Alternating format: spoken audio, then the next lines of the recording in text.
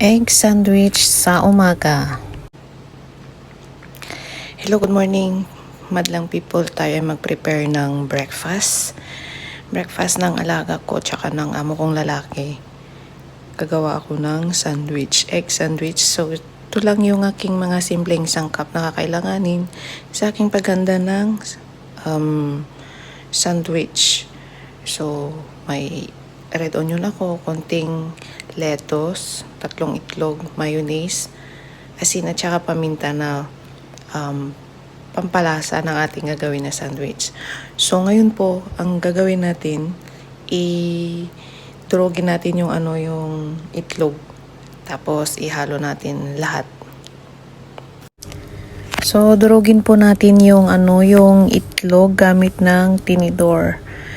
Ang aga kong gumising para lang maghanda ng mga pagkain nila. May pasok na kasi yung alaga kong bunso.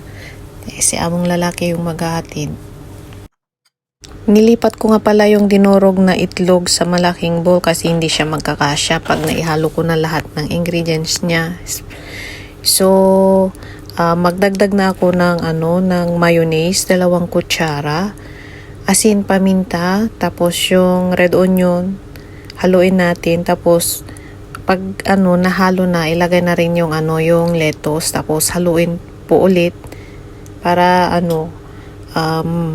mahalo po lahat. Kumbaga pantay yung pagkahalo. Kapag nahalo ng mabuti, tikman para malaman kung kulang sa asin, pwede siyang dagdagan. Tinusta ko muna yung tinapay kasi gusto ni among lalaki, tostado yung tinapay. Pag kinagat niya, may tunog, kumbaga crunchy, ganun. Tapos, nilagay ko na yung palaman na ginawa ko. Ganyan lang po kadali yung paghanda ng sandwich na baon ng amo. Thank you for watching. God bless po sa inyong lahat.